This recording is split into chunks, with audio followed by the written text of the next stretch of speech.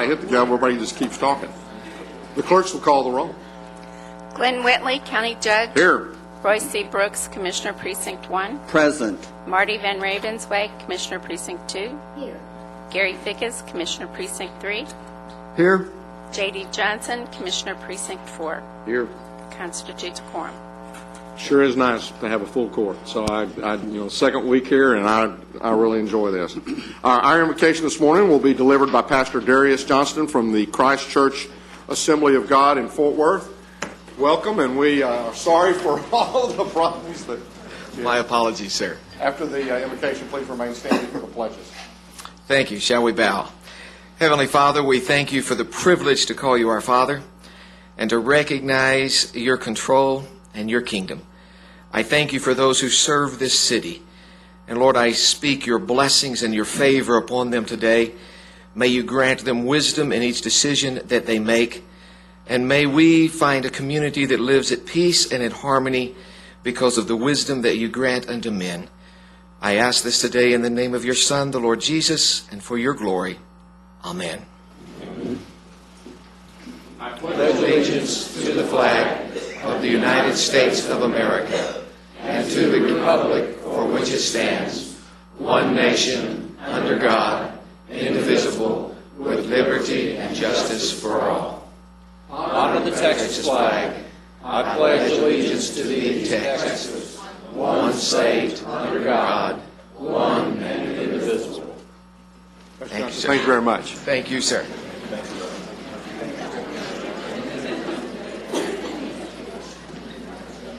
Mr. Manius, agenda announcements. Thank you, Your Honor. We have two announcements for the court this morning, actually three. The first one is under the Administrator section, item 8A7. This concerns the 2008 program year Tarrant County Action Plan for Housing and Community Development. There is a revised court communication in your red folder and electronically for you to look at. The only change on that was that we requested authorization to sign all the necessary documents. Also, there were several forms that needed to be included in the overall submission package, and those were also included. Members of the court, under Budget and Risk Management, item 8C2, this concerns the FY08 appropriation adjustments. There is a revised appropriation adjustment sheet in your red folder this morning, also in the electronic court book. And then finally, members of the court, as you know, as you came into the building, this is Employee Appreciation Day, and at the conclusion of Commissioners' Court meeting today, there are going to be festivities on the front lawn of the Administration Building. Thank you, Your Honor. Thank you. And we hope there's not going to be droplets on the front lawn of the Administration Building. Court members, you have before you the minutes of our regular meeting of April 29th, 2008. Move approval. Second. We have a motion and a second. Any other discussion? Please vote. The motion passes unanimously. Well, this is the first Tuesday of the month, and as has been our tradition and continues to be our tradition, we honor our employees who have served Tarrant County for 5, 10, 15, 20, 25 in this particular instance. But before we do that, I want to just take a little side and introduce the sheriff for a special recognition that we have here in Tarrant County. Sheriff Anderson. Thank you, Judge. Good morning, members of the court. I'll take just one brief minute of your time for what I think is a very worthy announcement. As most of you or all of you know, we recently passed our annual jail inspection, which for us is the 8th straight year that we've done that, which is a thank you.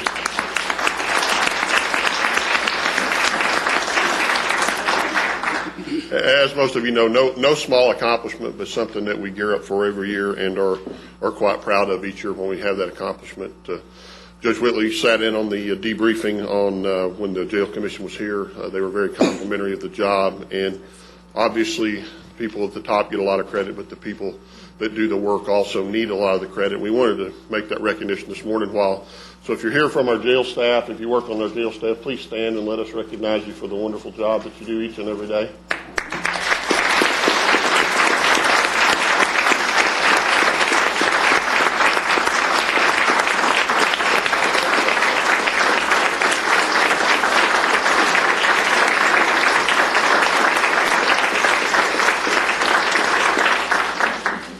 And before they left, the jail commission members had one more challenge. They had to actually design and present a certificate because they had to design it because they've never had to present one before.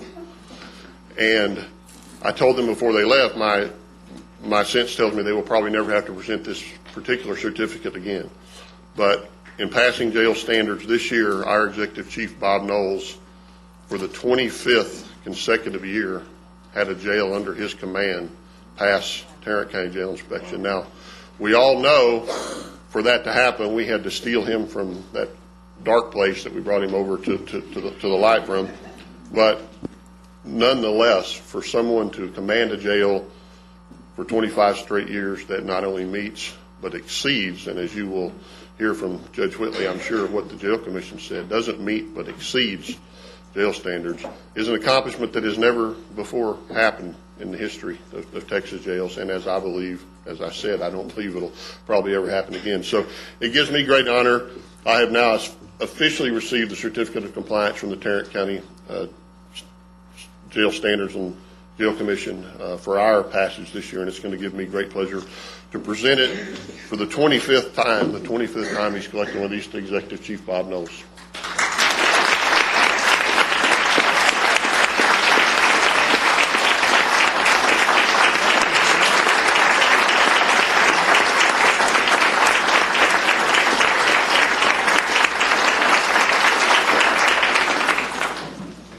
It's really nice, and I appreciate it.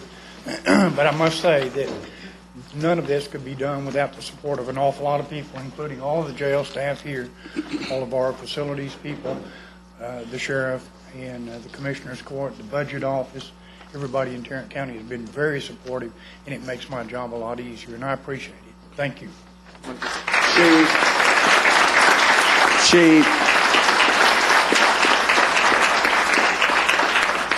Chief Knowles, just for my own curiosity's sake, I noticed that the jail to the east keeps flunking its jail standards inspection. Have they passed since you left? Thank you.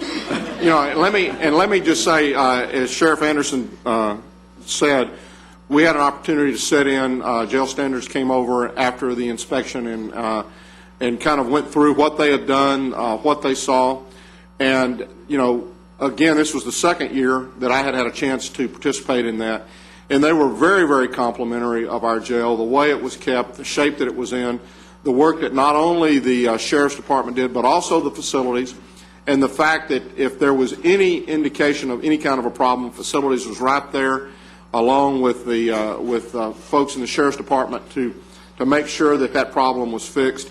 One thing struck me, and it was a comment that they made. They said they go into a lot of jails, and they can just as they enter the jail, they can tell if the clean smell is clean from a couple of days or whether it's a permanent clean smell.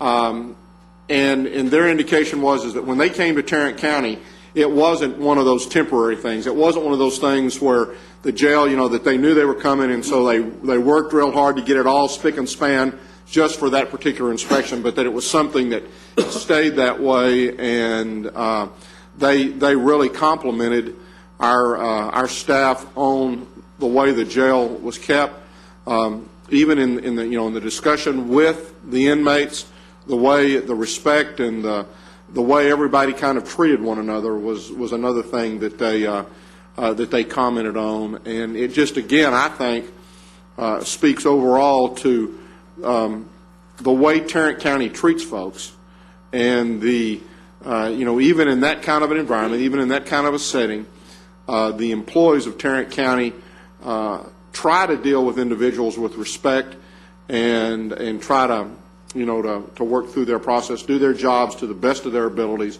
and really to always treat folks with whatever respect and as much respect as they possibly can. And, again, Chief, I want to congratulate you. You have had an outstanding career. They spoke very highly of you, but they also, as Chief Knowles alluded to, they spoke very highly of both the Sheriff's Department employees as well as the facilities and the job that they did and really making sure that every day all the facilities were maintained to as high a level as possible. It wasn't just a jail inspection, it was a multi-jail inspection. So, Chief, my hat's off to you.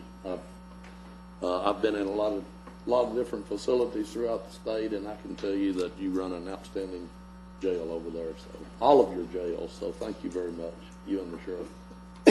Thank you all again. I think we would be remiss if we did not note that a part of what makes the jail work and a part of what makes it above average and even superior is the medical services that are provided over at the jail by our county hospital. Okay, we're going to now get to our 5-year employees, and if you will please, as I call your name, stand and remain standing until I've completed that group, and then we'll recognize that particular group of employees. First is Christina Chavez from the Sheriff's Department Confinement. Christina. Janice Daniels, the District Attorney's Office. Virginia Garcia, Domestic Relations. Christopher Jordan, Sheriff, Confinement. Walt Junker, District Attorney's Office. Keeman Malone, Sheriff, Training. Sherry McHenry, Sheriff, Criminal Investigations. Sherry Nicholson, Sheriff, Confinement. Dottie Pinkston, Tax Office. Am I coming close on these names? I mean, just jump right in there if I mess it up too bad. Mark Porter, District Attorney's Office. Shannon Perowitz, District Attorney's Office. Mark Tittle, CSCD. Elizabeth Trowbridge, Justice of the Peace, Precinct 1. And Harold Walker, Sheriff, Confinement. Let's give our 5-year employees a big hand.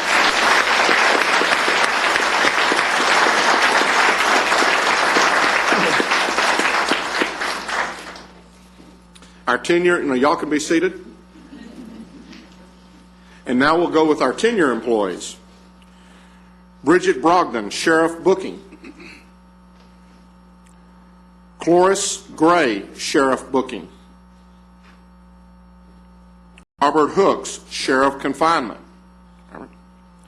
Karen Kennedy, Public Health. Stacy Pickett, CSCD. Eddie Price, Jr., Juvenile Services. Dick Wren, Information Technology. Deborah Ralston, Public Health. Ann Vath, District Attorney's Office. Okay, Ann, did I come close on that last name? James Warren, Sheriff, Patrol.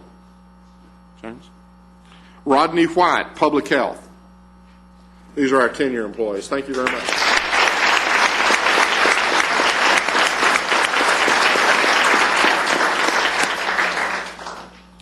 I'm going to back up for just 1 second. James, if you'd stand back up again. I'm taking it by your uniform that you are one of our new folks who are out taking care of the highway and helping with folks who get stranded on the highways. Yes, sir, that's correct. And that's something new that Tarrant County has begun over the last, I guess, year and a half? And so a lot of times when you see folks pulled over with car trouble, you may see someone from our Sheriff's Department there trying to help them get back on the road, and we appreciate the work that y'all do. I know that I've had a number of folks compliment y'all on the job that you do, and we appreciate you very much. Our 15-year employees: Lisa Anderson, Tax Office. John Arter, Constable, Precinct 1. Joyce Brown, Precinct 1 Administration. Could I stop you just a minute? Sure. Joyce is a 15-year employee. She is my office administrator at the Southwest Sub Courthouse. She and I have been together most of that 15 years, and she says all of it. At any rate, I couldn't get along without her. Thank you, Joyce. Wayne Gary, Information Technology. Harold Glass Jr., Sheriff, Confinement. James Mulliken, Sheriff, Confinement. Kelly Mulliken, Sheriff, Courts. Abel Overado, Sheriff, Booking. Dana Quintana, I got close on it, Criminal Investigations. Maybe I'm picking up something here. Janet Rogers, Sheriff, Auto Theft. And Les Smith, Administrator's Office. I think we know Les.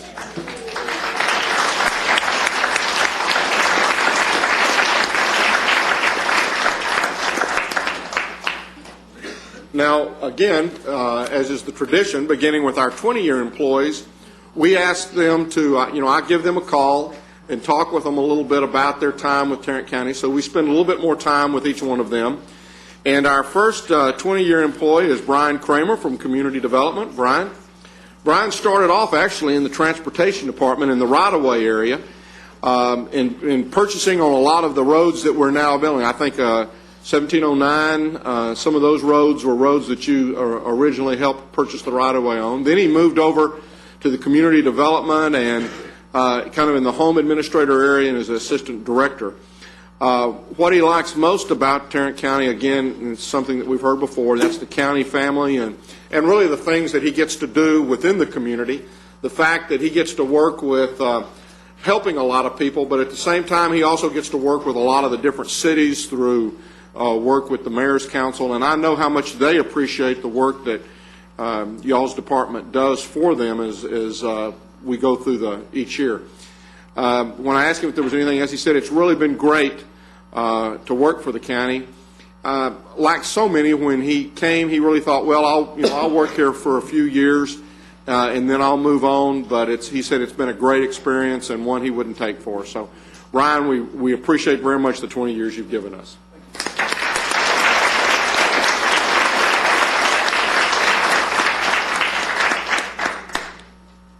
Next is Hugh Farrell, Sheriff's Department Warrants. That's you. Hugh actually started in the jail and then in, I guess, 1994 moved over to the warrants area. I asked him about more memorable moments, and again, this is a question that stumps everybody. If I get an answer on this one, it's usually either a very funny one or one I can't describe for any number of reasons. But the one that when he was serving warrants, he said one day we were going out trying to serve warrants for, actually it was the nephew of the guy he ended up picking up. But as they approached the house, they noticed that there was this extension cord leading from another house, over to this particular house.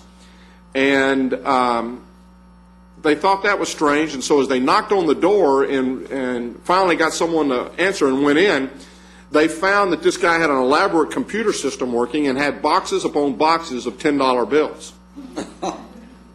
which the FBI was very interested in finding out about.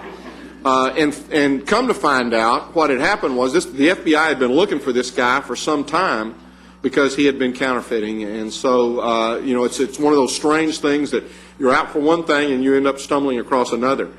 When I asked him what he liked most about working for Tarrant County, he said it was just a lot of different things. It was a variety of the job, a lot of great friends, and then he had also said he had an opportunity to work with the FBI's counter-terrorist task force, and that had been a very enjoyable time for him. Hugh, we want to thank you for the 20 years you've given to Tarrant County.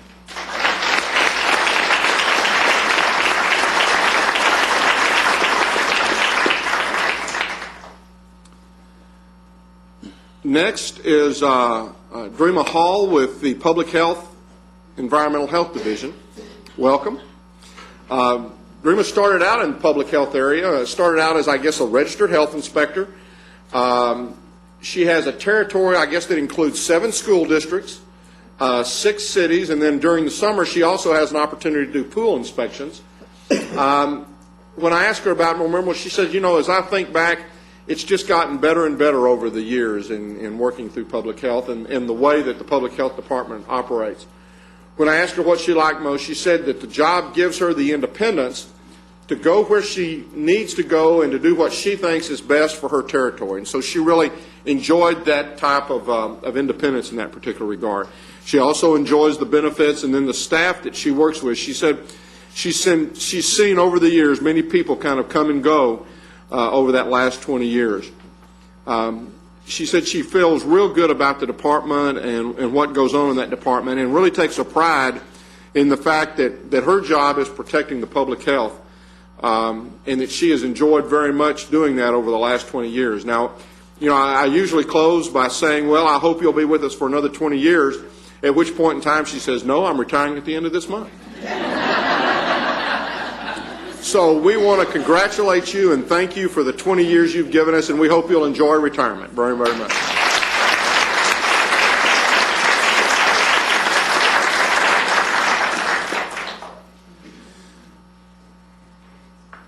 Our next individual is Bruce Homan.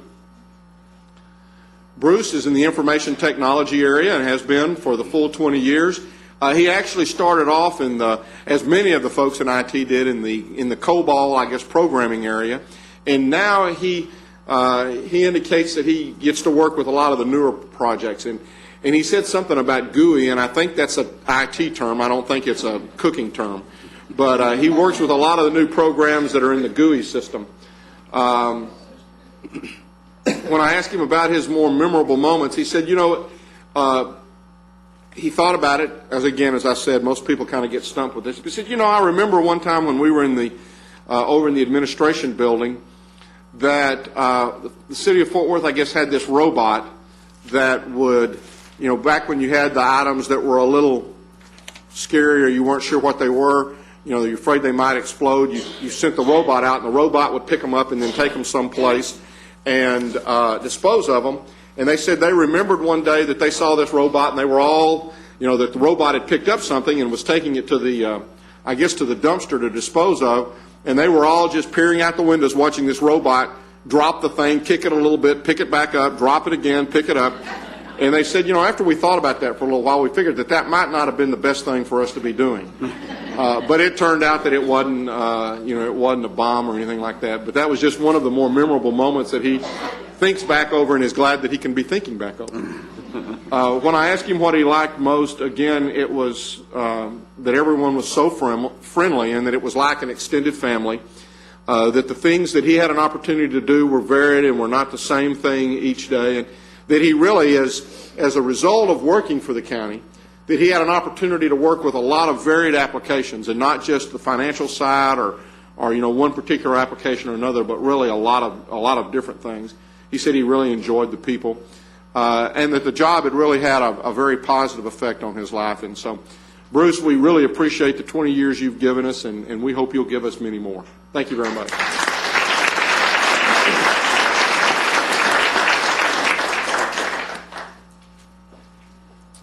Next is Ron Lassiter with the District Attorney's Office. There's Ron. Ron started out in the probate courts area as a mental health coordinator, and I guess worked with Judge Burnett in that time frame. When he left, when that position was transferred over to the DA's, he went there. He left the county for a while, for about 6 months, and then he said, I really enjoyed being with the county, and he came back. And when he came back, he went to work for Judge Furchel, and then Ron moved over and actually worked as one of the representatives of the DAs to the hospital district, and is still working in that particular area. Now offices over in the family law building, but still works with the hospital district on some of their matters. He said, as I think back over my time with the county, he said, really some of the things that I remember most is what a pleasure it was to work with Judge Burnett and Judge Furchel. When I asked what he liked most, it was he really enjoyed the people that he had had a chance to work with over the years, and that there had been a lot of different people, and particularly the judges that he had had an opportunity to work with. He said that he appreciated getting the call. He had worked for the state for a while, but really enjoyed his time with the county. Ron has 2 daughters. One's in Washington, and one's in high school, and he's very proud of both of them. And he just hopes that he will continue to be able to work for Tarrant County for many more years. Ron, we appreciate very much your service with Tarrant County.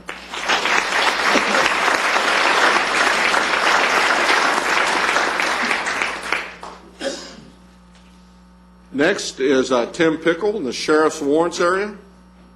There's Tim. Tim actually started out in the kitchen of the jail on the 11th floor, got his peace officer's license in 92 and made sergeant in 93. Actually, he helped start the SWAT team in 95 and is still a member, and I guess is one of the sharpshooters on the SWAT team today. He moved over to Warrants and was in the extradition area for about 9 months, I guess 9 months to a year, and then moved back over into the Warrants area. When I ask him of his more memorable moments, he kind of chuckled, and when they chuckle, I always know if I can draw that story out of them, it'll be a treat. And he said, from time to time when we go in trying to find people, we have to look, and sometimes we find them in the strangest places. He recalled one time when they found this 5'5" individual that weighed a little bit in excess of 220 pounds in the dryer. And he said it did take him a while to get that person out of the dryer. And he said, I will really never forget that particular event. When I asked him what he liked most, he said, again, it was the benefits, as many people have said, the retirement. He said, Tarrant County has just been a great place to work. He's another one that has a family very, very proud. He's got a son that's in the Navy, is on his way back right now from the Persian Gulf. And in fact, Tim is going to have, I think, what is a real unique opportunity, and that is that he is going to have a chance to fly to Hawaii, to meet his son there, and then together they're going to be able to ride back on an aircraft carrier to L.A. And so I think that's something you're going to do around the end of this month, I believe. And so we know that'll be very special for you. And Tim, we appreciate very much the 20 years you've given at Tarrant County.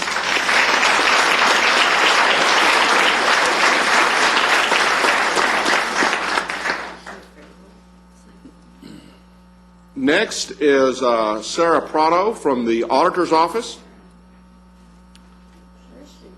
Okay, where's Sarah? Sarah back there? Sarah's not back there. She had a meeting. Well, let me see if I can find anything juicy about Sarah here that I can tell everybody. Well, I will just say I did talk with Sarah. And Sarah has spent, she's been with the county for 20 years. She started out in the internal area and then has moved around the auditor's department, but now is actually back in the internal audit area.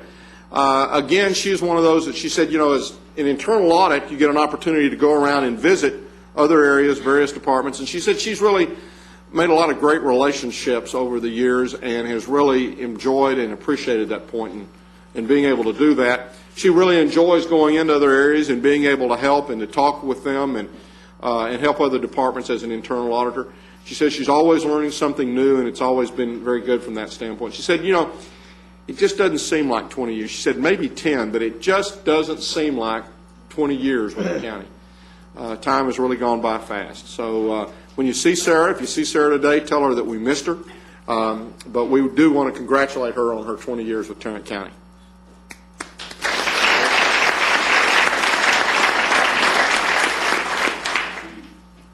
Next is Sherry Slaughter with the tax office.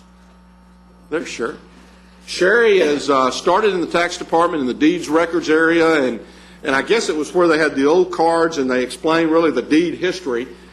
She now works in what she figures to be the best area of the tax department, and that's in the refunds. She said instead of collecting all the money, she gets to give some of it back. And she really enjoys that. She said it was a great place to work, very pleasant.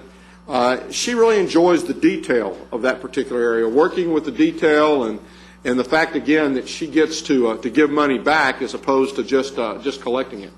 She enjoys the retirement benefits, the benefits the county has. But she says, again, the people are like a big family in the county, and it's something that she has enjoyed very much these past 20 years. You know, really, she's had her life of public service. Prior to coming to Tarrant County, she spent 15 years with the Fort Worth Police Department. So when you add in the 20 years, Sherry's had 35 years of public service. And Sherry, we appreciate very much the time you've given to Tarrant County.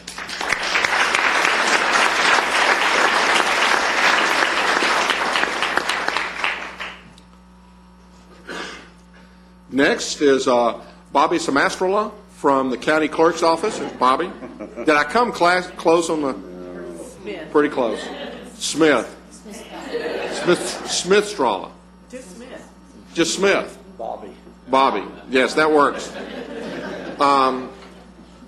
You know, Bobby is someone who kind of Tarrant County is their second career. Bobby spent 22 years with Safeway before he came to Tarrant County. Began in the mailroom, was there for about a year, and then went to work for Suzanne when she was elected to county clerk. Started kind of in the file room there, and has moved to records management and records retention, and then kind of developed that whole recycling program, and has just kind of acted as a director over that whole area, and has really grown that from records management to now to the point to where you know, they microfilm, they protect the records, and then we take and we recycle the old records and help other cities, in fact, do the same type of thing. When asked the more memorable moments, he said, again, it's in working in some of the elections and also in working with the legislature. He's had an opportunity to go down and testify from time to time, and again to you know, I think explain the consequences or the effects that legislation can have on some of our local counties. When I asked him what he liked most, again, it was the people and the fact that it was such a different, you know, a different way and a different of kind of a varied type of job. And like some of the others have mentioned, it's the opportunity to work with different cities and to work through them. He said one of the other unique things is, I guess, again, with the recycling program, a lot of times that's done with inmate labor. And so as a part of his job, he's been commissioned I guess it's commissioned a jailer, or you've got that certificate that allows you to carry a gun. So, in fact, I think even one of the papers did an article on the fact that, you know, here's someone who's working for the county clerk. Euless may have been the one, or somebody did an article that county clerk with a gun. One of the things when I asked him, he said he really wanted to thank Suzanne for giving him a chance, because, again, when he came here, he had 22 years with Safeway, and Suzanne gave him that opportunity. And as a result of that, we're sitting here and we're recognizing Bobby for 20 years with the county. And, Bobby, we appreciate very much the time and the effort you've given to Tarrant County.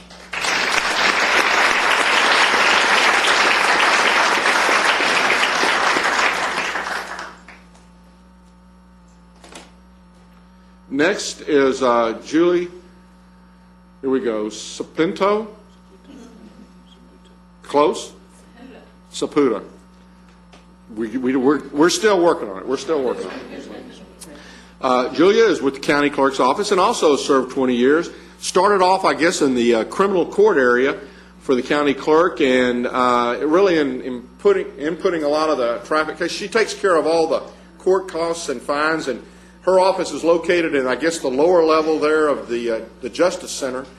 And she is, you know, she's worked there. She said what she likes most about working for Tarrant County is the caring people and the fact that everybody wants to help you regardless of whatever your need may be at that particular point in time. Much of the time, she said, you know, she ends up working almost by herself or with someone else, and it's just that over the years, though, she's really gotten a chance to know a lot of folks. She's excited to still be working here. Another one of those individuals who just, you know, the time is, I think, kind of flown by. Has 4 kids, is very, very proud of them, and, you know, Julia, we're very proud of the 20 years you've given Tarrant County, and we want to thank you very much for doing that.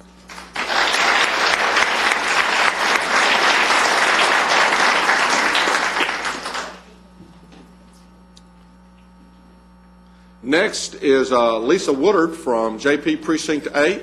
There's Lisa, popping right up. Lisa started off in the Sheriff's Department, and then I guess you were in the probation area for 1 year, and then moved over to the JP's office, and she now serves as the court manager there for the JP in Precinct 8. She said, one of the more memorable moments that she really will always look back on is when Judge Vandergriff retired. She said that, he had meant so much to her in the years that he spent as judge, and that, being able to see his retirement and what he had done for Tarrant County was very, very special to her.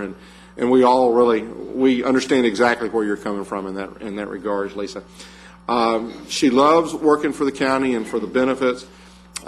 She, as many others, have said, I never thought that I would be here for 20 years.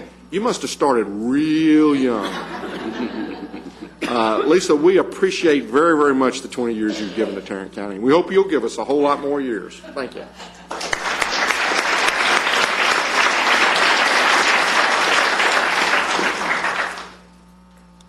Now next, and I haven't seen him come into the room, I think he is probably downstairs tuning up the guitar, is Judge Brent Carr.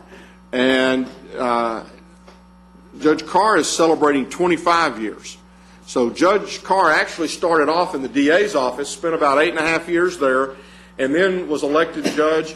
When I asked him his more memorable moment, he said, having had the opportunity to work with Chris Marshall.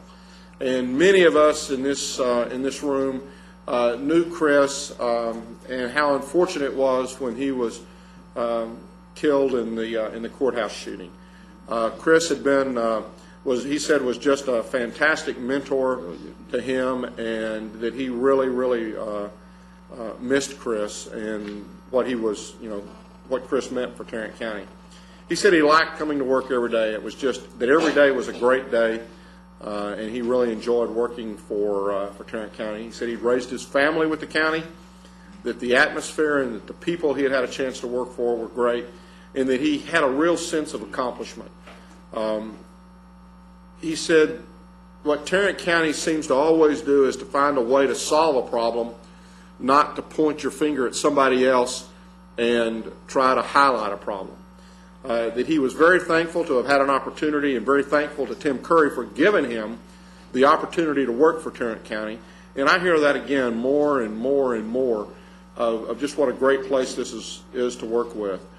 The thing that we've got to thank him for is that for as long as I can remember, he and his band have always played at our employee appreciation. They're always there at the credit union, helping at their annual meeting. He is always there to help, and I think it just speaks so highly of him. And so he's not here right now, but later on as we go outside, especially if he's tiptoeing around a wet stage with an electric guitar, please go up and thank him. Don't touch him, but go up and thank him for the time and for everything that he's done for Tarrant County. Let's give him a round of applause.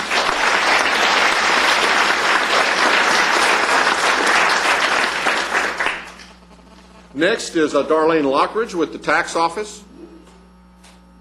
There she is. We almost had to coax you. They have to push you up over there. Darlene's been with the tax office for 25 years.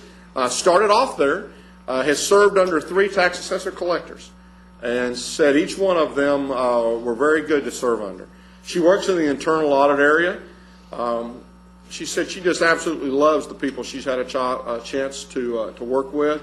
That it is a hard job, but in the end, it's a very rewarding job, and one that she has enjoyed very much.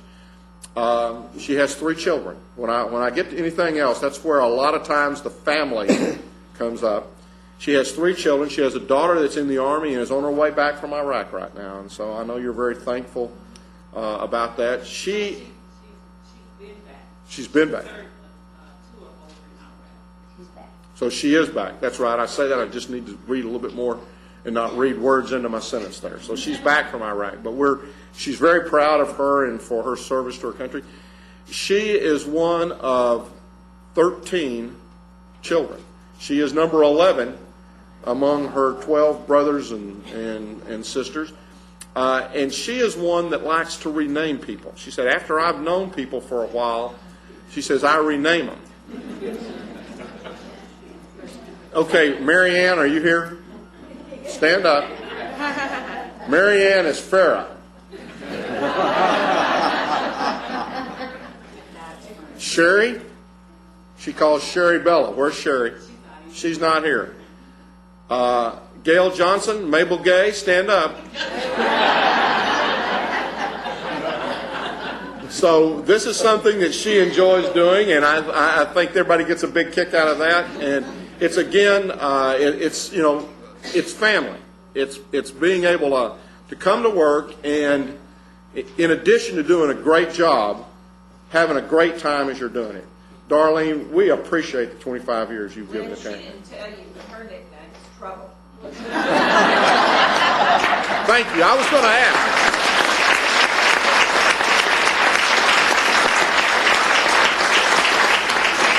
I was just thinking, okay, now having had all that, I bet you somebody's got a name for her. I appreciate very much. Darlene, thank you very, very much.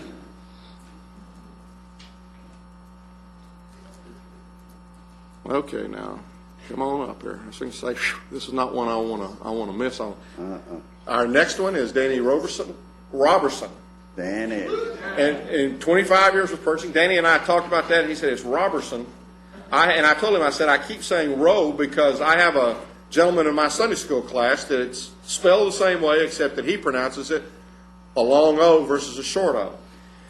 Danny started out in the purchasing area. His first job was, before coming, really, to Tarrant County purchasing, he was with General Dynamics in their purchasing area. And from General Dynamics, actually was with Bell Helicopter in their purchasing area. And Danny was in Iran. And this was at the time when the Shah was still in control. And actually, Danny left Iran as all of that was kind of coming apart. And so he came back, and at that point in time went to work with Tarrant County. He's primarily responsible for right now for the construction contracts, making sure that everything stays in kind of in line, works a lot with facilities and with JD and with Tracy in that particular area, and is the project manager right now on all of the WIC clinics, which we're in the process of doing some renovation work on. Has been here through 3 purchasing agents and said each one of them were different, but has enjoyed very, very much the opportunity to work with all 3. He said, I just love being a part of the team. And again, it's not just that, not just that purchasing department team, which he loves, but also in working with all of the other departments.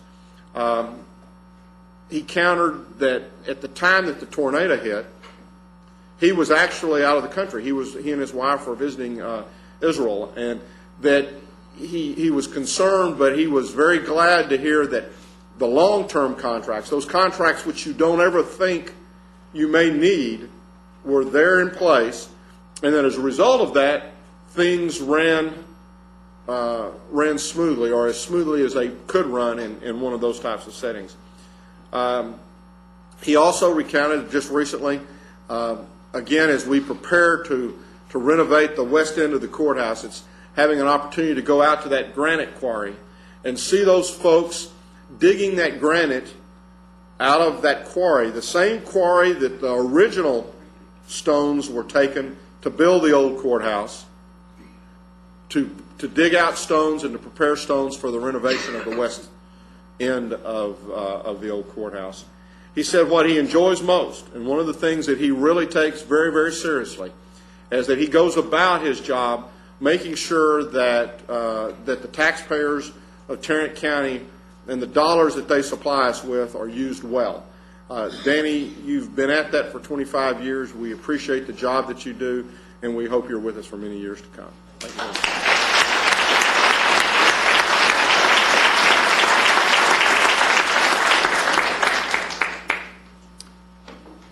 Now, Danny is really the last individual that we have to recognize today. The last person on our list is Eunice Russell, who's with Domestic Relations, and she is celebrating her 25 years with Tarrant County. but she's off right now battling breast cancer, and she is at home. She's undergoing chemotherapy at this time, and so she was not able to be here today. And what I would just simply ask is that you keep her in your prayers as we go forward. Again, this is a family, and I think that what makes it so special is that we do care about everyone in our Tarrant County family, and certainly she's going through some hard times right now, and I hope that you again will keep her in mind in your prayers. These are our employees. These are the folks that we recognize today. We're very proud to be able to do that. Commissioner Johnson. Curtis Hickey was on the list. Right. Curtis is out on workers' comp with the Sheriff's Department, and he also was not one that was able to be with us today. We certainly appreciate his 20 years of service. And before I dismiss everyone to go back to 504C and the refreshments that we have back there, I also want to take an opportunity. We're fixing to recognize with some certificates of appreciation some folks who have served Tarrant County on some of our commissions, and I would like, if you will allow me, to go ahead and present those certificates of appreciation before we dismiss, because again, I think we deserve, those folks that have given of their time also deserve to be appreciated and to be recognized. And at this time, I'm going to call on Commissioner Van Ravensway. I believe we have 3 folks from our Civil Service Commission, as well as one from our Sheriff's Civil Service Commission. So if we could bring forward, I guess, the 3 from our Civil Service as well as the one from our Sheriff, if they're here. Bobby Evans, Ramon, you can pronounce that. Guajardo. And Sarah Tankersley are the names that I have. And as the judge said, we so very much appreciate your commitment to Tarrant County. You've served us well, and we really appreciate it. We have a small, heavy token of our appreciation. And I'll just read what it says. It's to each of you, and it says, appreciation for your dedication and leadership and service to the community as a member of the Tarrant County Civil Service Commission, 2001 to 2008. Our sincere thanks accompany this expression of recognition and gratitude. This goes to Bobby and then Tara, and I don't believe Ramon is here. And then is Commissioner Hampton here? So.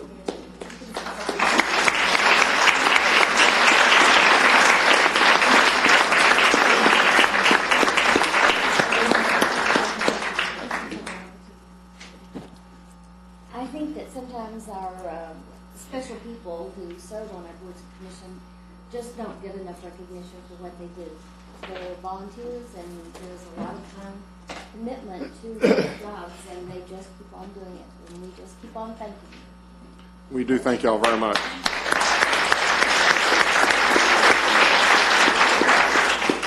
And then one other congratulatory resolution that we're going to go ahead and do is, I believe, Commissioner Fickus, you have one for our Westlake Academies. I sure do. Westlake Academy, which is a charter school, and I believe it's probably the only charter school that is operated by a city in the state of Texas. It is also an international baccalaureate school, and it's just turned out to be a gem of an educational facility. They have a newspaper called the Black Cow, and what they have been doing is utterly amazing. So anyway, they took their newspaper and submitted it in the UIL competition, and they won 47 awards. Okay? And we've got a proclamation. We're going to read it. I want to introduce a couple people first.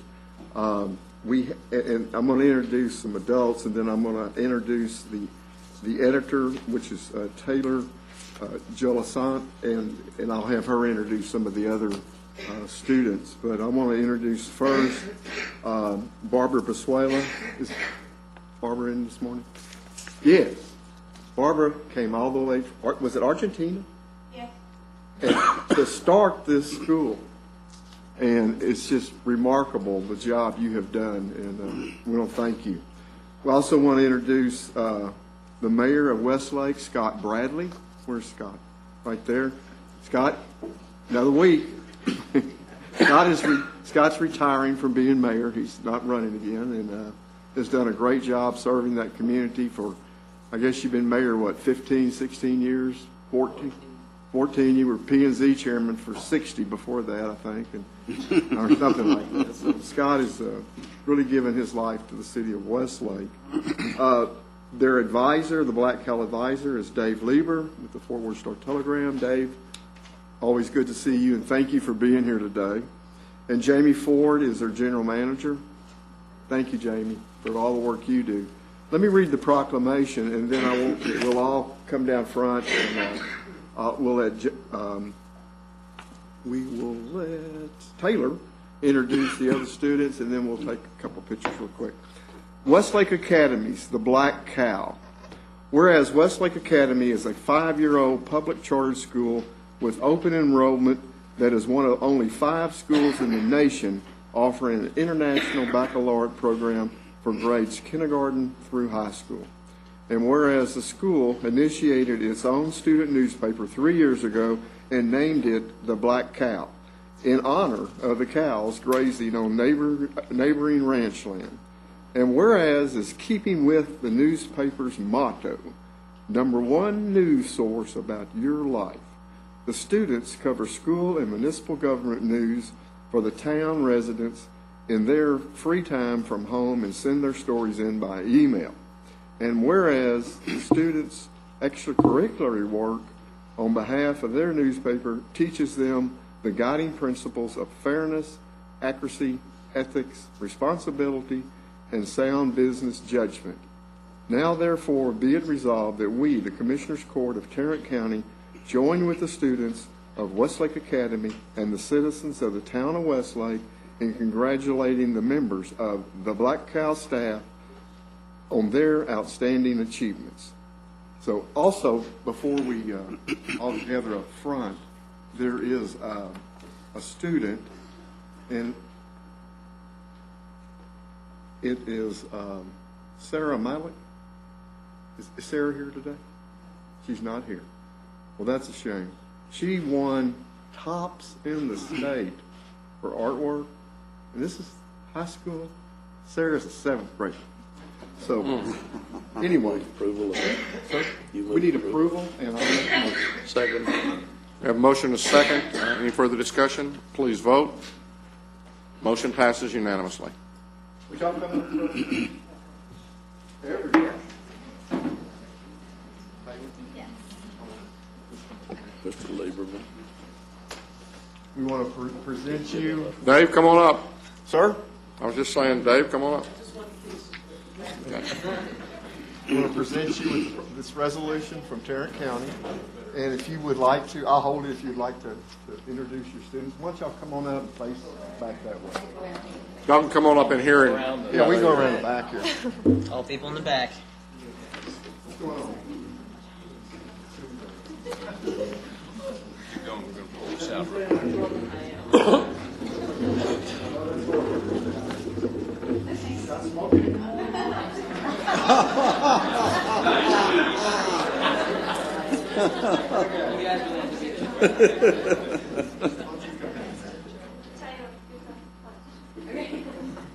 As Mr. Pickens mentioned, my name is Taylor Jolson. I'm editor-in-chief.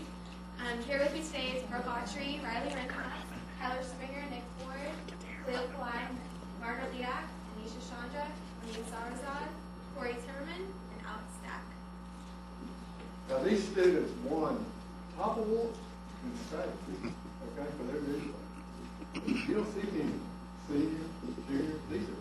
These are extremely talented students. We congratulate all of them. Thank you.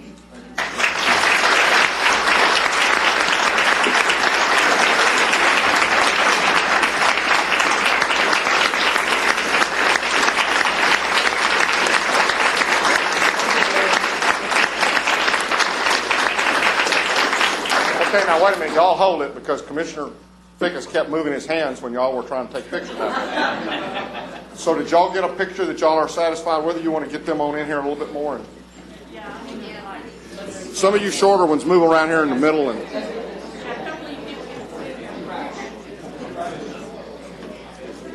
You guys work for a newspaper. You post a picture here. Knees.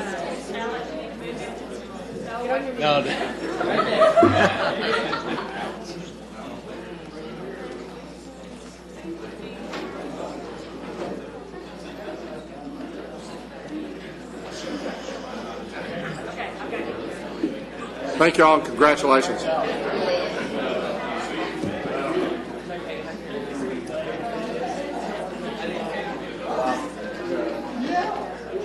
Yes.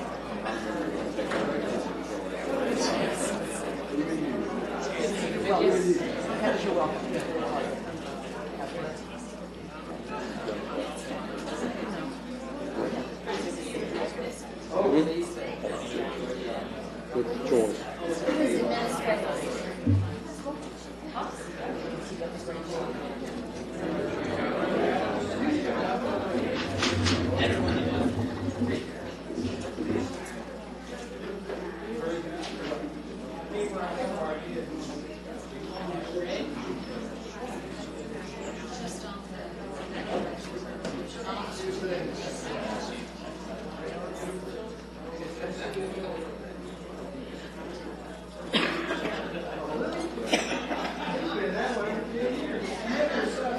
Okay, we've got about, we're going to have to clean up now, I think, what we've done, just to make sure we've got motions on everything.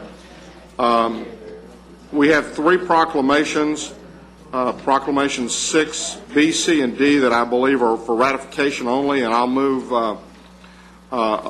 approval. We have a motion and a second. Any further discussion? Please vote. Motion passes unanimously. And then additionally, we need to approve the certificates of appreciation on items 6, E, F, G, and I. Move approval. Second. We have a motion and a second to approve items 6, E, F, G, and I. Any discussion? Please vote. Motion passes unanimously. We approved the Westlake resolution. So I think that has us caught up on everything. Is that correct? Are we there? Consent agenda. Then we have before you the consent agenda. You're, Colin, you want that off, right? Turn down.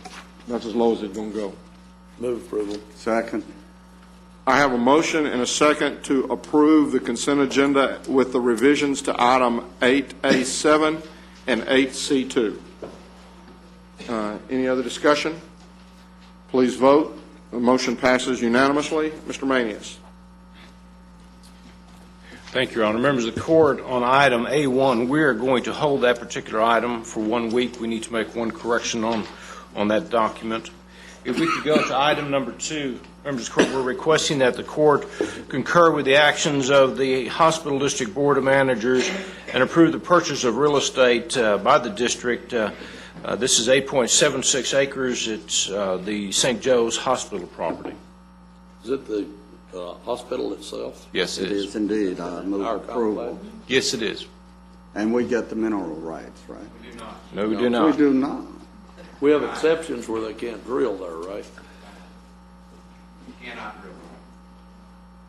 I move approval. Second. We have a motion and a second. Any further discussion? Yes, do we have the restriction, or whatever you call it? The We're- deed we're not restrictions. Yes, the deed restrictions there? Deed restricted, like all the property was done when HBA moved out. We've had 2 different sets of properties where they have agreed to remove the restrictions. Right. This property has the same restriction, it cannot be used for healthcare purposes. If somebody in the future purchases it, their outside counsel in Nashville, Tennessee has a release in his hands that hopefully I'll be getting back. The contract is contingent on closing to get that release. If we don't get the release, even outside the feasibility timeframe, we won't have to close. Okay. We have to have that. Any other discussion? Please vote. Motion passes unanimously. Members of the court, on item number 3, we're requesting that the court concur with the actions of the Hospital District Board of Managers and approve the second renewal and extension of office lease agreement between the district and Dr. Marable. Move for approval. Second. We have a motion and a second. I guess one of the questions that I would ask, is this being brought to us because it is a real estate matter in excess of the dollar level that we had? This is a real estate matter, and our policy does not deal with an exception as far as a value itself, but anytime there is a lease of real estate, it has to be approved by this Commissioner's Court. Okay.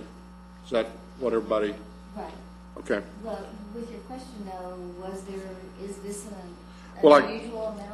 No, I guess what I was just suggesting, or what I was asking is once we've got a building, if we're leasing it to doctors, do we want to see every lease, or are we only interested in where we're entering into leases, where we're leasing buildings from somebody, where we're the leaseor versus the leasee? I think we need to see everything we can see.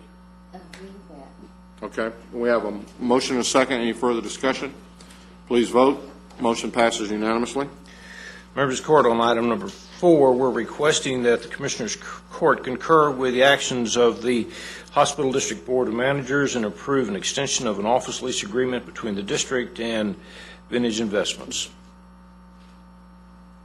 Move approval. Second. I have a motion and a second. Discussion? Yeah, I had a question. I couldn't find it. Maybe it was in there, but do we have square footage of the space, what we're and the amount, the square foot rate? Commissioner, I was not able to find that also. This is a continuation of existing lease, but I do not know what that square footage is. Isn't this the FQHC in North Fort Worth? Don't think so. Commissioner, it's 6,865 square feet, and this is the FQHC. This is identical rental that we've had at the original lease. No increase. Okay. Are they a investment company, or like it says, or Again? are they an investment company, or are they subleasing the space to other tenants? No, they've owned this building, I think this particular property owns owned it for quite some time. Okay. And we identified that when we put in the FQHC out there and the original owner thing. Yeah. Okay. Any other discussion? Please vote. Motion passes unanimously. Your Honor, members of the court, on item number 5, we're requesting that the court approve a resolution relating to the issuance of tax-exempt Series 2008A variable rate demand bonds. This is for Bethesda Adult Communities by the Colorado Health Facilities Authority to finance and refinance costs of certain assets in various states, including Texas, an amount not to exceed $22,400,000. The reason we're asked to also approve this is because 2 of those locations are in Tarrant County. One is in Arlington. It is formerly the Arkansas House. It's now called Bethesda Gardens on West Arkansas Lane. And also there is one in Fort Worth. It's on Alta Mesa. It's 5417 Alta Mesa. It's also Bethesda Gardens. It says we're not pledging any type of property for the security of this. This is to meet the IRS requirements. Move for approval. Second. I have a motion and a second. Your Honor, I might also note that that there is a letter in the back of your court communication that says that they have received a copy of our HUB policy and that they will work diligently toward meeting the guidelines within that policy. And this particular, whoever owns this ultimately,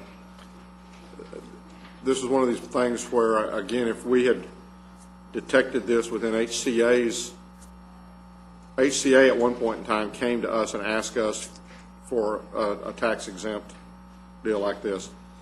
What I'm getting at is that this particular company doesn't have any properties in Tarrant County that they've sold with any deed restrictions that we could have them waived before. The long and the short of this is I'm waiting for HCA to come back to us asking for a tax-exempt status. So anytime anybody comes back, I want to make sure that if they've got any property in Tarrant County that they might put a deed restriction on us, that we get it waived. We'll make sure that we ask that question. Okay. We have a motion and a second. Is there any further discussion? Please vote. Motion passes unanimously. Thank you, Your Honor. Ms. Tidwell? No. Well, Renee sends her condolences. She's in a training session, so she's asked me to deliver the March financial statements. I have a few comments I'd like to make about the statements. First of all, March represents about the halfway point of the year, and as such, it gives us a real good opportunity to take a good hard look at where we're operationally coming across. And the short answer is there's some good news and there's some bad news. The biggest piece of bad news has to deal with investment income. As you may have noticed, the interest rates have fallen dramatically this year. When we adopted the budget last year, the interest rates were hovering around 5.5 to 5.25%. Well, today they're about 2.25%. As such, we are projecting that with the three primary operating funds, we're going to be short of the estimated budget by approximately $3.9 million for this year. And that, at this point, we're not declaring any overall revenue shortfall because there's been some good news and there's still a good bit of the year to come across that we'll continue to monitor that. First of all, the good news is that the cash carry forward numbers have come in higher than anticipated based on the way the book finally closed out. We're going to be approximately $1 million ahead on cash carry forward. So that offsets some of that shortfall. Historically, we have over-collected taxes by fairly significant numbers, and we have a couple of revenue items that are being pursued at this point that weren't in the budget, namely SCAP is always a fairly significant number. It may or may not come in. It's running $500,000 or so for the last several years. So there are a number of things in the works that could help us out. Additionally, in looking at the expenditures, we typically underspend the expenditures by a significant portion as well. And looking at, for instance, the salary line item through 6 months, we are about $2 million behind where we should be, where halfway would be. So there's a real good probability that all of these things will wash out, and we're going to be close to revenue, and we'll be underspending our expenditures as we normally do. The real problem that this is most likely to create is going into next year. We will probably not have the level of cash carry forward that we have in years past because historically we have over-collected revenue a little bit and underspent the expenditures. As we get closer to hitting the revenue number or a slight reduction under the levels, that's going to have a little impact on our cash carry forward numbers. So we'll continue to be monitoring this as it goes. The projections that we're hearing is that there is at least an anticipation that interest rates are going to stabilize for a while. If they continue to drop, then the numbers may get worse. But the latest stabilize at the current level. At the current level and not go lower. At least that's been the latest round of talk from the Federal Reserve, that they're going to be taking a pause in the interest rate cutting environment. So we just wanted to bring that piece of information to your attention so that we are aware of what's going on. And like I said, I don't think it's a situation that's critical at this point, but it's one that we just need to keep an eye on, and we'll move forward from that. You made a statement that I wish you would clarify just for the sake of the record. Okay. That we historically over-collect taxes. That tends to indicate that we collect money that we're not entitled to collect. Okay. Let me clarify that. We historically project the revenue collections for taxes at 100% of the levy.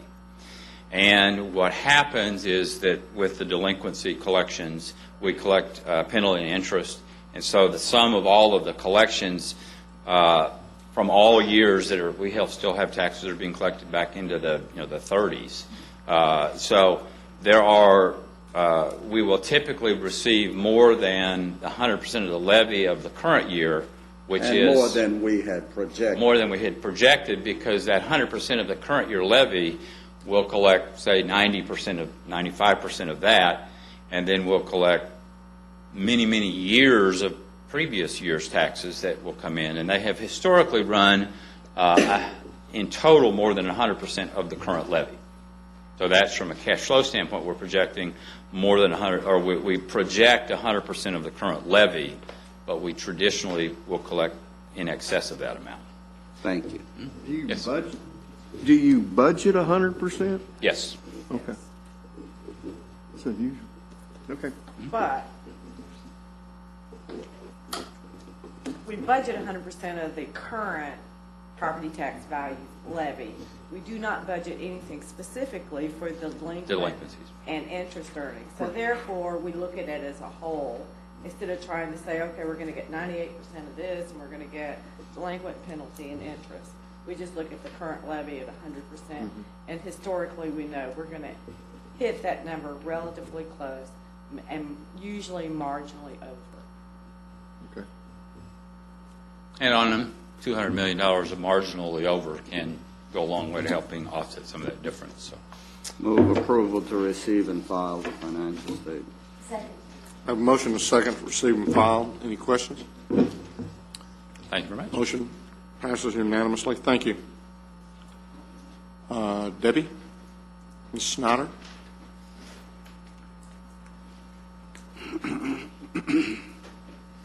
Risk Management Board has 3 items that we're recommending approval on today. And let me note that item number 1 actually comes from the county self-insurance fund.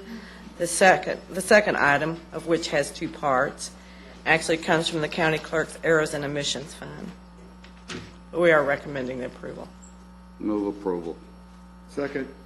We have a motion and a second to approve item 8C1, A through C. Any other discussion? Please vote. Motion passes unanimously. Thank you very much. Ray, you want to do yours later?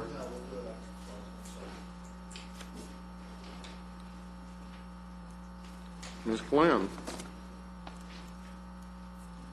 Good morning. Good morning. We have 2 items for the court this morning. The first item, we're asking the court to receive and file the personnel agenda. So moved. Second. Have a motion and a second to receive and file the personnel agenda. Please vote. Motion passes unanimously. Our second item, we're asking the court to approve a waiver of terminal benefits for Precinct 4. Precinct 4 has a project supervisor who's retiring at the end of this month with 400 vacation hours. It's a critical position as it manages the day-to-day operations of the department.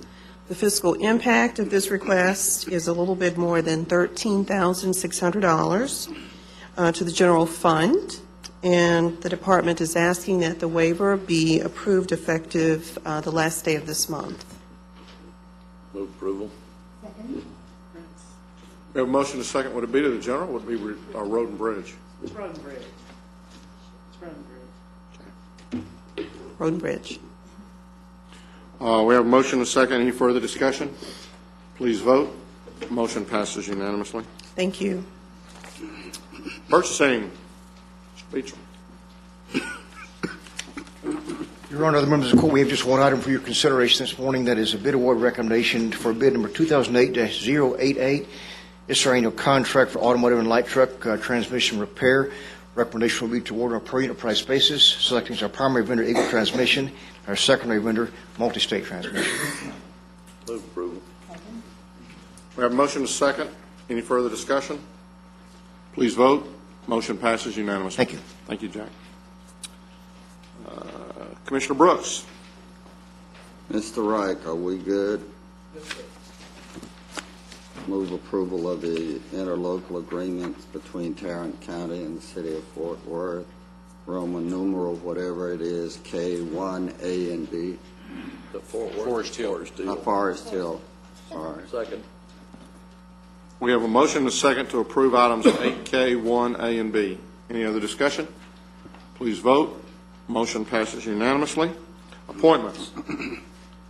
Court members, we have, I'm going to move that we appoint Ken Barr to the NTTA. As many of y'all know, our prior appointment, Bill Meadows, just got selected to service on the TxDOT Commissioner. And so that Bill resigned his position on the NTTA board last week. And so I'm proposing today that we appoint Ken Barr as his replacement. And his term will expire not this August, but I believe August of '09, which is the term that Bill had. I think that's an excellent appointment. I congratulate Ken for being willing to accept this with everything else he's got on his plate, and I second your motion. Have a motion and a second. Any discussion? Please vote. Motion passes unanimously. You have before you the claims, including the addendum. Move approval of the claims, including the addendum. Second. A motion and a second to approve the claims, including the addendum. Any discussion? Please vote. Motion passes unanimously. Briefing items. Thank you, Your Honor. We have one item for the court this morning. This is item A, and this is discussions concerning the hospital district. As the court members know, there has been a series of articles in the Star-Telegram over the last week. And yes, sir. And so what we had intended for this particular briefing item was, that some may want to make a comment. This is simply to place this on the agenda at this time so that you can make those comments. We had initially talked about inviting the board to have discussions with us. The majority of the officers of the board are not in town this week. That's why that invitation has not been extended. But, Your Honor, members of the court, this is on the agenda. We also have 2 audience participation forms as it relates to this item. If it's all right with the court members, I'll go ahead and call upon this audience participation. Sure. Do we anticipate that we'll be calling on the board members at a later date? Yes, if that's the desire of the court. And we had talked about possibly in a couple of weeks having them come here and to just discuss the some of the items that were brought up and in the process of those articles, just to see if in some of those instances they've already responded or how they've responded, to look at those articles and look at some of the items that were brought up. Could we do that in a workshop format? Yes, sir. Yes, sir. Well, I think that'll be possible, and we'll look probably at doing that in a couple of weeks. I have 2 audience participation forms. The first is Dave McElwee. Dave, come on up and go ahead and, again, give us your name and your address for the clerk's record. Thank you, Commissioner Whitley. Dave McElwee, 1133 West Inwood in Arlington. I want to thank you for your service and other commissioners as well for your service over the years. I noted with interest a few minutes ago that Commissioner Johnson commenting about the condition of the jail and how they passed their inspection, and kind of took us off balance for when you said that something to the effect that you had visited. You had been in a few facilities, and we were kind of shook. I thought you were going to say a few jails. In the southeast part of the county, I served 6 years on the Jail Standards Commission, and I've been in almost every jail. You've been in a lot of jails, right? So, but we thank you for your service anyway, even if you were in jail. It's all right. I want to make a few comments about the articles that have recently appeared in the Star-Telegram, and it seems that the JPS has become the victim of a lot of naysayers throughout the county, and they've kind of taken over the debate dealing with the level of service at JPS, and this shouldn't be. The naysayers, and there's a lot of them in Tarrant County, believe that if there is a surplus in the local government budget, they want it quickly whittled down to zero and have a massive debt created.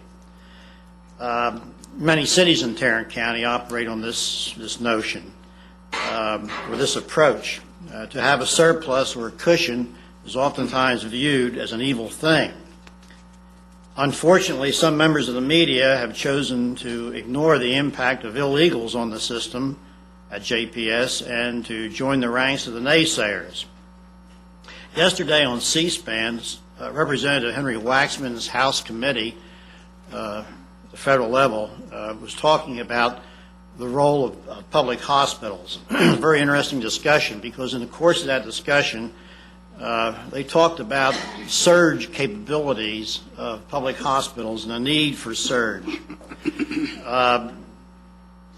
Tarrant County is no different than other urban areas throughout the country in that we also need a surge capability, and surges can be very costly at times.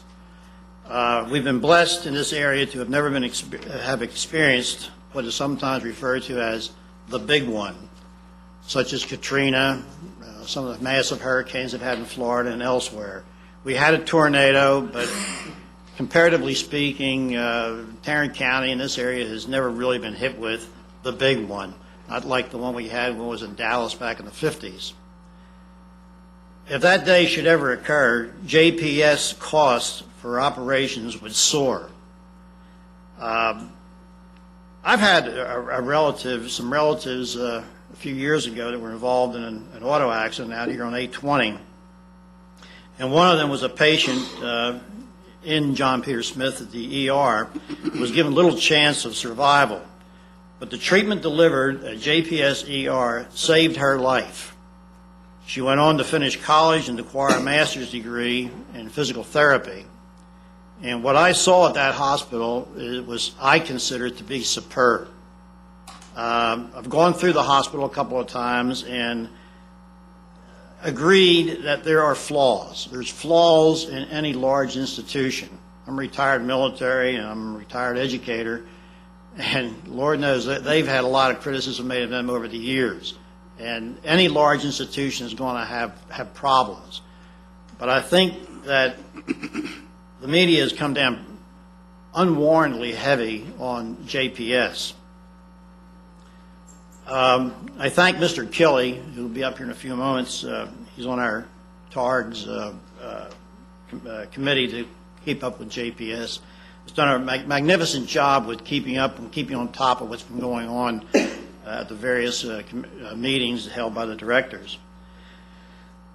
And as he'll point out shortly, that there are flaws in the system, but they're not insurmountable flaws. And it never should have made it to the media. We shouldn't be throwing out the baby with the bathwater. So, like I said before, JPS is no different than any other large institution. It's going to have flaws. It would be interesting to take an internal expose of the operations of the Fort Worth Star-Telegram, a business enterprise that historically avoids, like other businesses have to do, payment of the state sales tax. So with that, I'd like for you to keep in mind that it's a large institution. They're overwhelmed with a lot of problems, some of which are created by the illegal alien population in Tarrant County. And they're getting things pushed on them that ought not to be pushed on them. So I hope you'll take this into consideration in future deliberations, and I applaud this idea about a workshop. I think that's the way to go on it. But I thank you for your time. I thank you for your service. Thank you, Mr. McElwee.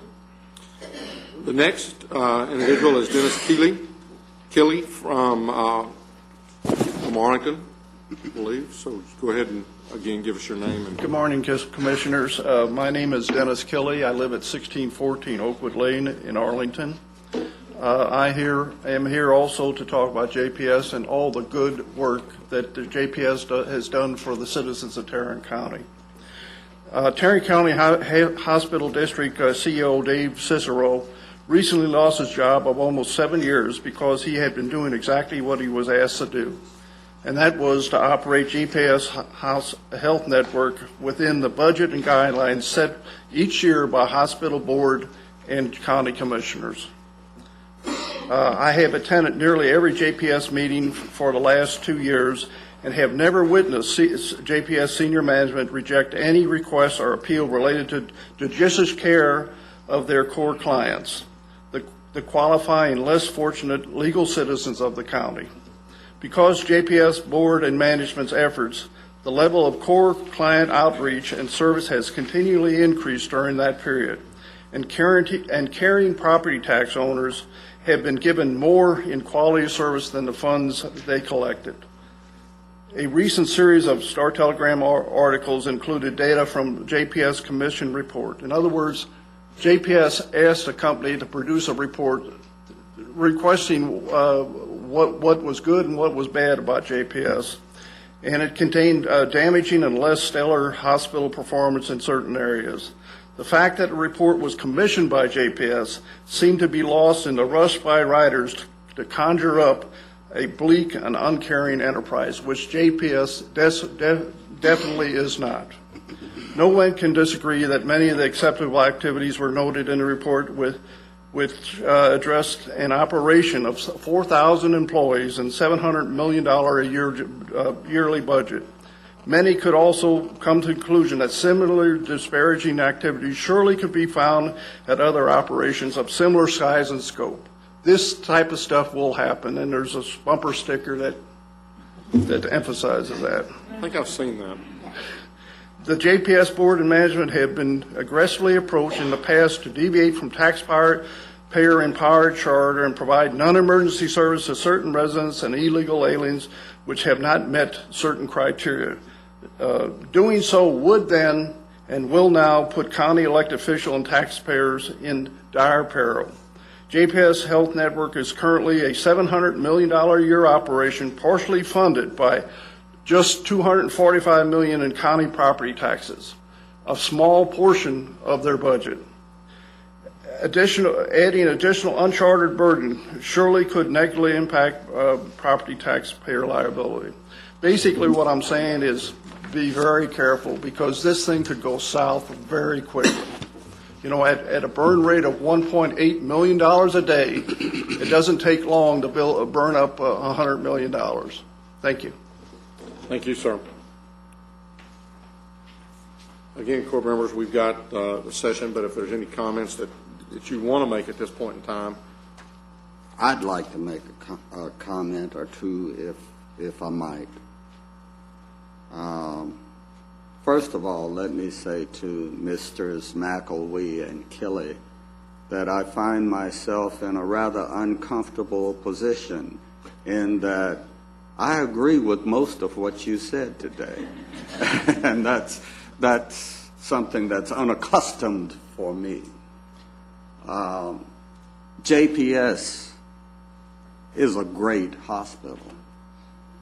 It's not a perfect hospital, but it is a great hospital.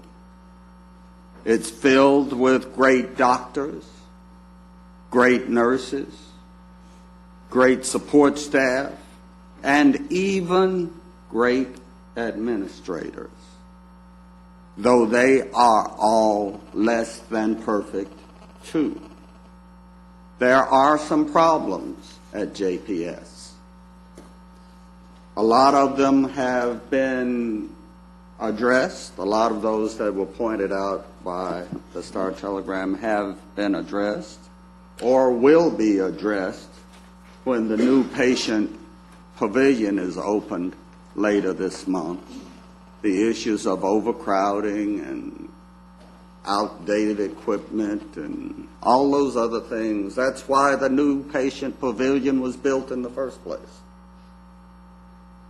But there are problems at JPS. There are problems with access.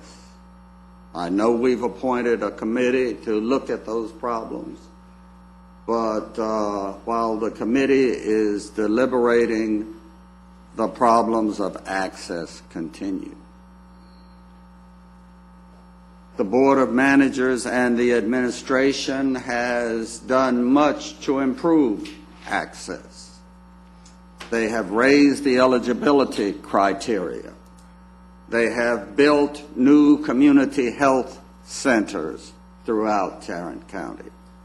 They have built a network of school-based clinics, all of which serves to, or should serve to, increase access. But there's a problem when you do all of that and access is not appreciably improved. There's a problem with entering the system. There's a problem with getting appointments. There's a problem with throughput, getting from one point in the system to another, from front to back. There's a problem. You can't get through the system easily. You can't get appointments to be seen within a reasonable period of time. You can't get appointments with specialists within a reasonable period of time. You can't get scheduled for operations within a reasonable period of time. There is a problem. These are, in my estimation, quality issues. Now, I know that there is a quality committee of the Board of Directors, the Board of Managers, that looks at issues of quality.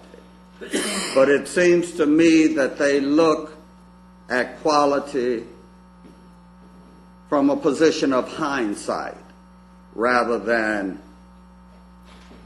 from a planning perspective.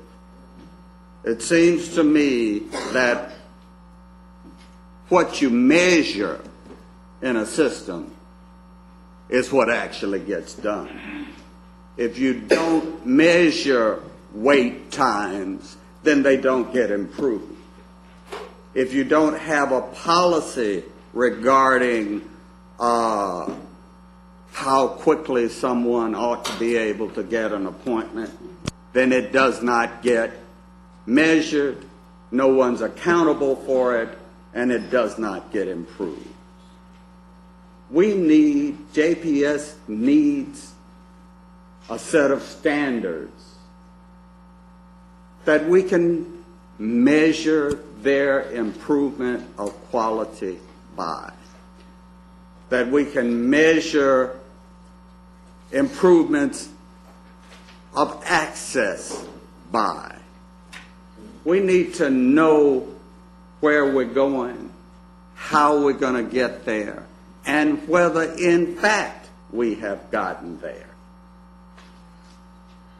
So when we have this work session, that's what I'm going to be talking to the Board of Managers and the administration about, is how do we actually improve the quality of care by providing real access and throughput within the system.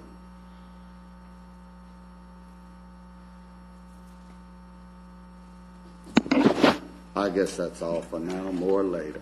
Commissioner, I basically agree with everything you just said. I went over and visited the Brown Trail facility on Friday.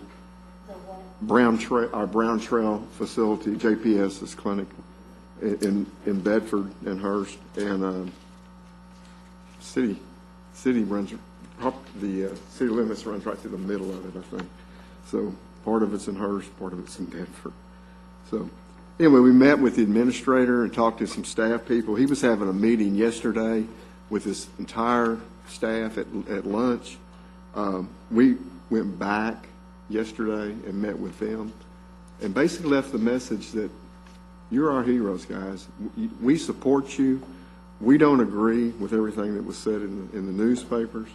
I had the opportunity to talk to one of the reporters on Friday, and I guess the only message I could give, because I've been in a lot of hospitals as a trustee of the Harris system, and what you see and what you hear are not always the same thing. And as I was leaving yesterday, there was a doctor in the room there, and he said, Commissioner, this is the room that we're in right now that the paper reported that the woman was locked in. Look at these doors, Commissioner. Do you see any locks on these doors? There were no locks on those doors. And they look like they were very well used door handles. So it goes back to what you hear and what you see is not always the same thing. So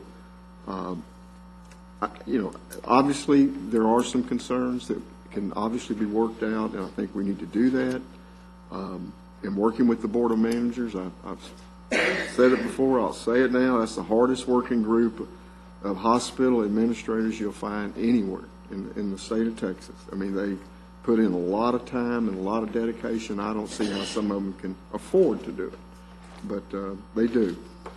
So we left the message that, we love what you do. Our main concern is patient care and patient outcome, and as long as we're putting that first, the rest of the stuff kind of takes care of itself. But anyway, that's all I got. Commissioner Van Ravensway? I have a couple of things that I would like to discuss when we have our meeting, and one of those is particularly the numbers and the connection. And I think we need to know why the numbers have increased. I think we need to have a plan specifically to look at increasing those numbers. On the flip side of that, I have no problem with having some paying patients come through JPS. And JPS reported that 9.4% had been paying patients in the last year on record. That being the case, that is a very, very small number of people who go through there. 800,000 plus just in outpatient visits. So I'm not distressed that we have some paying patients come through there. I don't want that to be the focus of the hospital, but I think we have to have a balance so that we're not having to look at the taxpayer being the only source of revenue to provide the services for those who cannot provide services for themselves. I think we need to do a better job about ensuring that our hospital can work with insurance plans. I think there is a weakness at the hospital in doing a good job of getting the monies that are available through the hospital, through the insurance plans, and also being helpful with the patients who do come with insurance to work as a patient. They're not exactly the primary consideration, because the primary consideration is those who cannot pay for their services. And when we have people with insurance and they want to be there, I think we should welcome them, so long as we're not making that the focus of the hospital. I think that we need to be looking at processes. I think that's what Mr. Brooks was really addressing. Personal experience, I see some very congested processes that don't make sense to me. And I would need to be educated better to understand why we do things the way we do them. And then I would like to know why the way I see how maybe it could be done would or wouldn't work. I think it gives us an opportunity to talk with everybody about where do we go from here is how do we go from here. How to go from here is very, very important, not only to JPS, but to our community as a whole. I regret some of the things that were implied in the newspaper, but overall, I'm not so sure that the reporting was anything but an attempt to try to get the information out. The editor spent a lot of time trying to ensure that there was a fairly presented documentation. Some of the people they needed to talk to at the hospital were not forthcoming, did not want to talk to them, did not want to be available to provide the information. And I think that just is counter to the fact that this is a public hospital.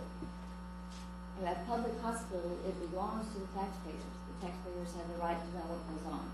Just those who are in leadership positions must know what's going on. And I'm very distressed over the fact that we had such an extensive audit done, and the CEO absolutely denies knowing anything about it. And I think that was a very counterproductive action taken by those who were involved in not bringing that to the CEO or to the board. And then they should have shared that information with us. But you can't share information you don't have. So we need to look at communication how do we do a better job of communicating up, and how do we do a better job of communicating down. And it's got to be ongoing. Just because we did it once doesn't mean that's all we have to do. I would like to see us have consistent opportunities for updates from the hospital district. Oh, I could say a lot more too, but I'll stop there. I just want to add one more thing, and that is that there seems to be a notion among the hospital community and with the public at large, I would suppose, that JPS ought to only see indigent patients. Well, every hospital in town has the responsibility to do charity care. The not-for-profits, because their real estate is not on the tax rolls. And many of those not-for-profits get the same disproportionate share of dollars that JPS gets. They get the same 240B drug waiver that JPS gets. But they want to skim the cream, if you will. Well, we're all in this boat together. If we're going to raise the quality of health care for the people of Tarrant County, then everybody's got to step up to the lick log and do their share. I don't think that's been happening. If it has, it hadn't been happening to the extent that it should. And we all need to do better. I agree with you. That's something I'd like to see us talk about too. There's something I did want to mention, that in order to visit with my community, I am in the process of asking the mayors of the different cities to get a small group of people together, 5 or 6 people, and then I want to meet with them and I want us to talk about it. I want to hear, and I put no restrictions with the mayors on who they could ask. I seem a little incredulous to that, but I really want to hear from the people who have read the articles. I've heard some anecdotal things reported back to the office which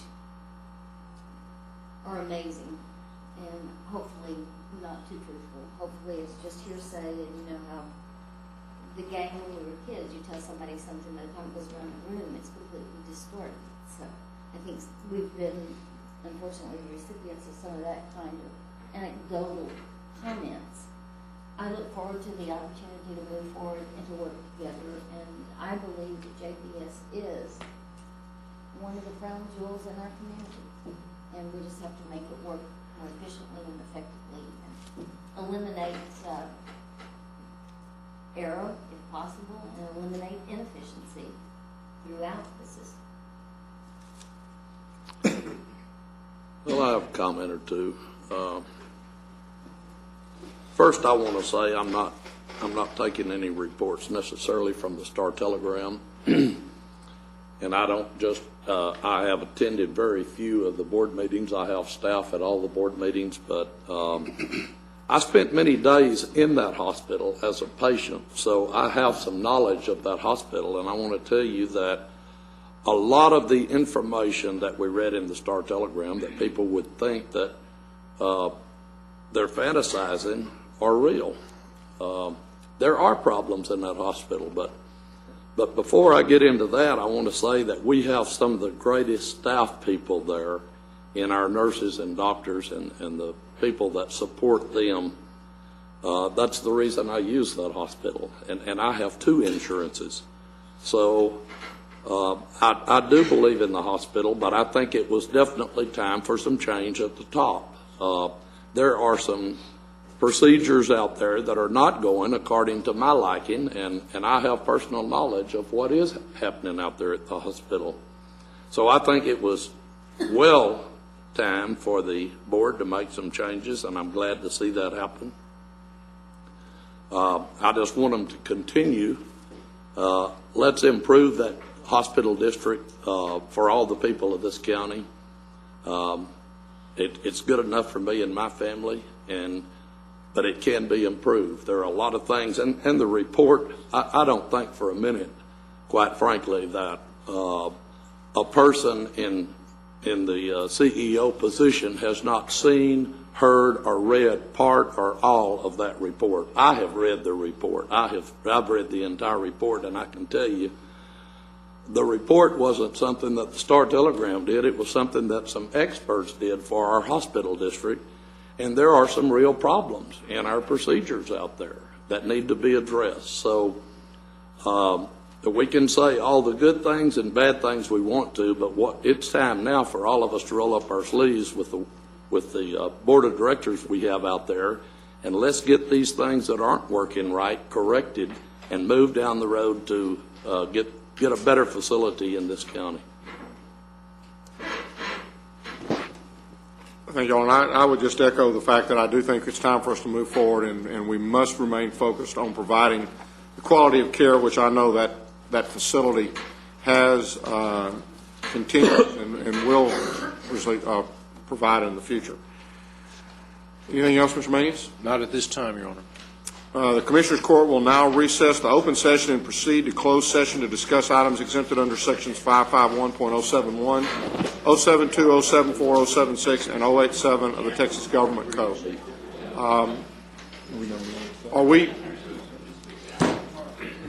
Your Honor, we need to go into closed session for just a short while. We'll try to get out there within 15 minutes. Okay, so if we could go straight, if we could get into closed as soon as possible so that we can get outside.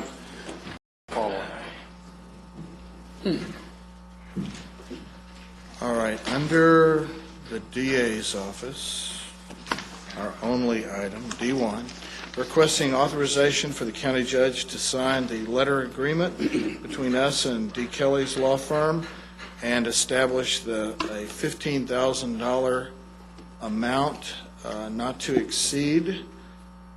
We still have debated where the $15,000 is coming from. We're going to take it from IT budget. It's to copyright their software, so Oh, okay. makes a certain amount of I was sense. thinking oil and gas. Move approval. A motion is second. Any further discussion? Please vote. Motion passes unanimously. We are, being no other business, we're adjourned.